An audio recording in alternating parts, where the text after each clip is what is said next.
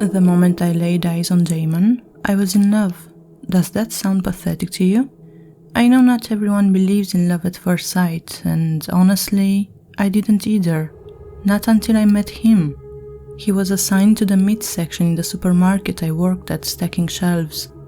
He had dark wavy hair that was just slightly grown out, and a kind face with a small scar just above his left eyebrow. I thought he was perfect.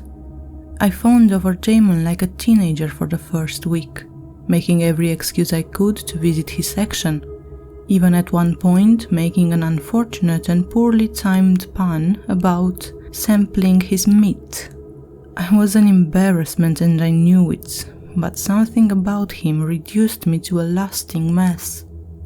Damon didn't reciprocate my interest, not even a little bit. In fact, it was as if he didn't know I existed at all. No matter how many times we spoke, he never once remembered my name correctly. Lisa? Linda? Lauren? It broke my heart. That's no exaggeration.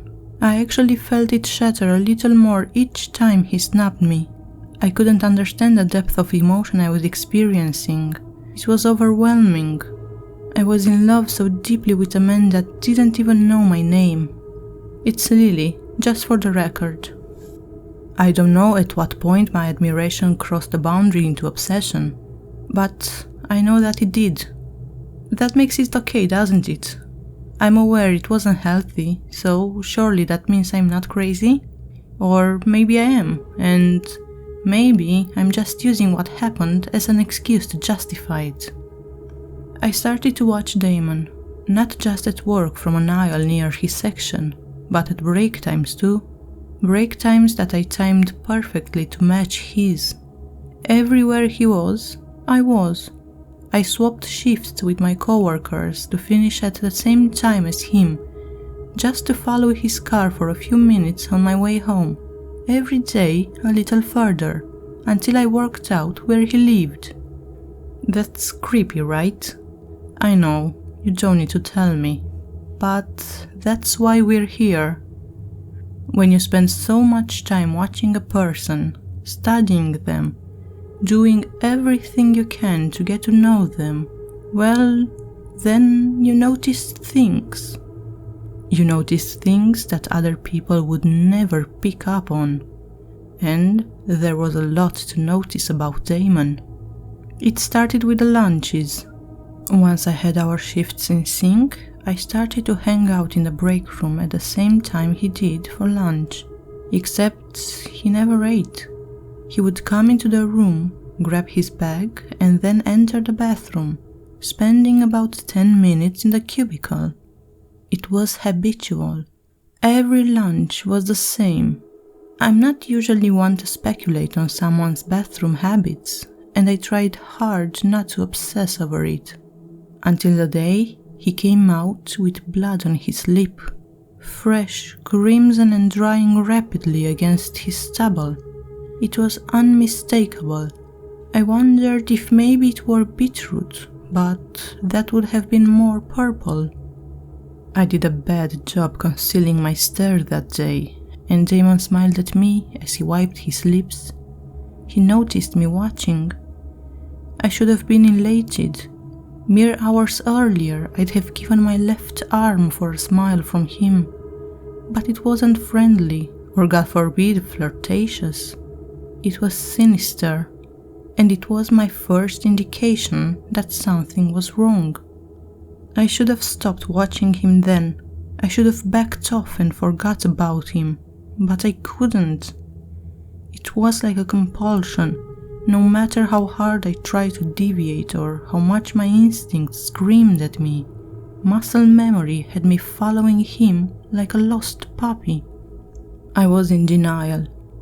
The second sign came around a week after the bloody smile.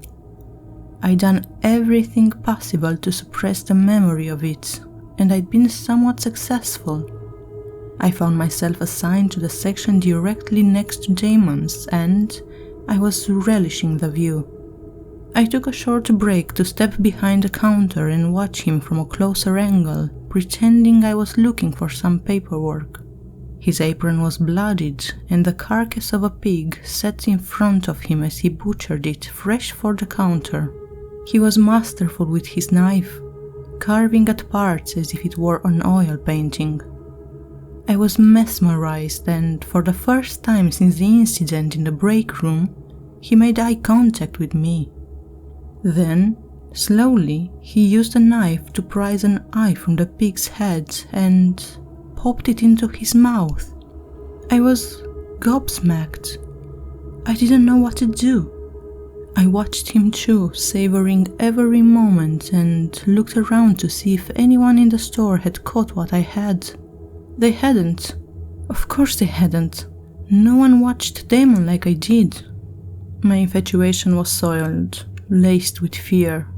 I felt my gut instinct start to fight through the wave of blinding love I'd been caught in for weeks. I made excuses to the manager and left early. I couldn't explain what I'd just seen. I knew no one would believe me. My crush on Damon was so obvious that it was certain I'd be painted a jilted, bitter party. In some ways, I suppose I was. No, this wasn't about me. He was a creep. That night, I drove to Damon's house and parked outside. I don't know why I did it. Maybe I wanted to work out exactly what was wrong with him. Maybe I just wanted to be close to him. It was a journey I'd made more times than I cared to admit to here, and ended at a familiar small cottage off the side of a local park. I'd sat outside and imagined our lives together before. Now, I just wondered what sick things he might be doing in there. I sat outside for so long my eyes started to get heavy and I felt myself drifting off. Then I was woken by a scream. It was such a jarring sound I felt my heart stop for a moment. I peered out the front window at the house, shrinking back in my chair, but I couldn't see anything.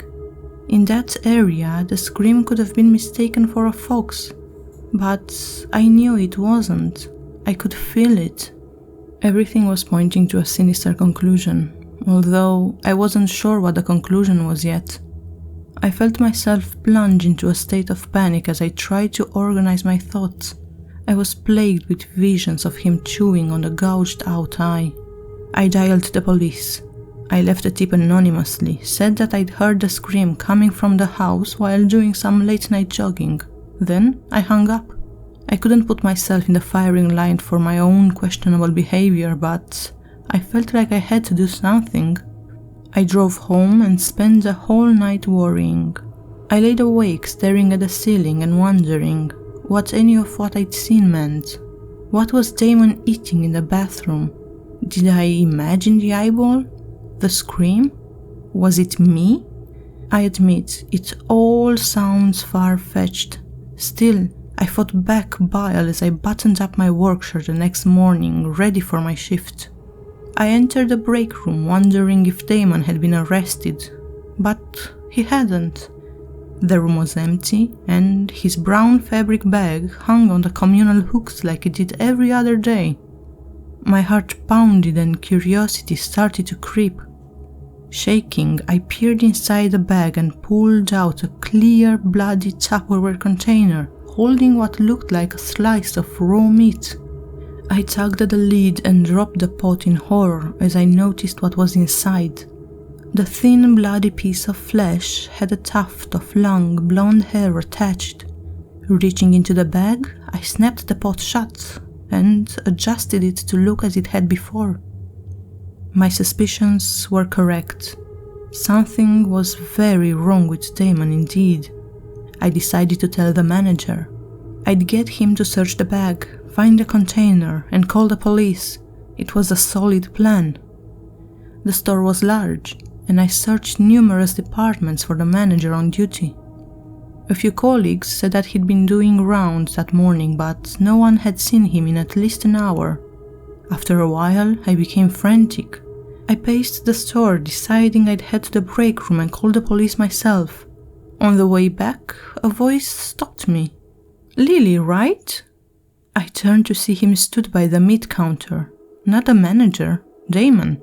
and that wicked, sinister smile was firmly placed across his smug face. "Come back here, I want to show you something," he continued, enthused, reveling in the terrified expression on my face. I looked around for a coworker, but the section was bare. Legs wobbling, I stepped towards him and behind the counter, out of sight. He was working the section alone that day. I'd noted that on the rota, and he was beaming.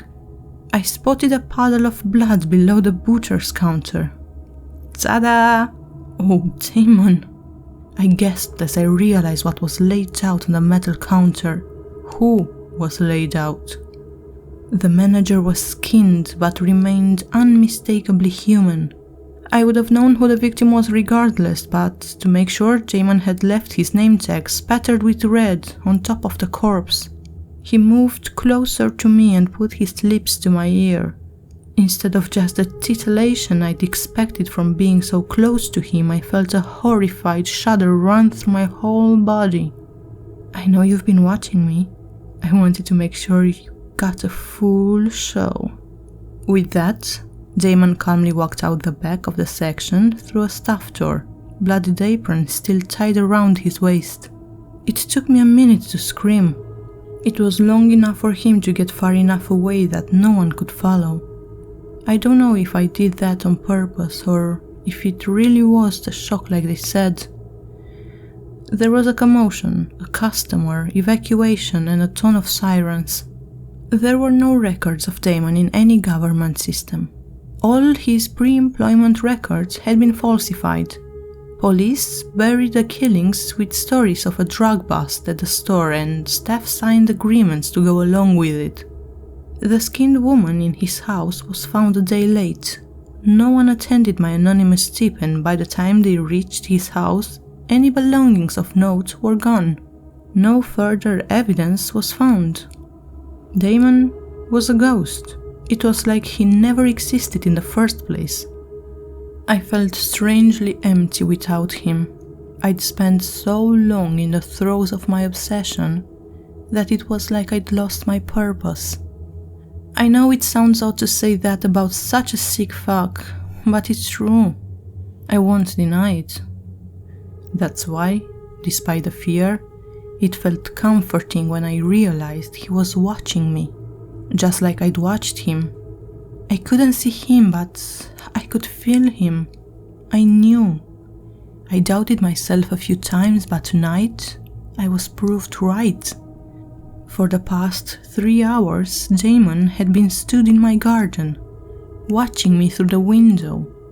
I've been watching back, and not long ago, he smiled, teeth bloody in the moonlight. I know I should call the police. I'm not immune to the overwhelming fear I feel.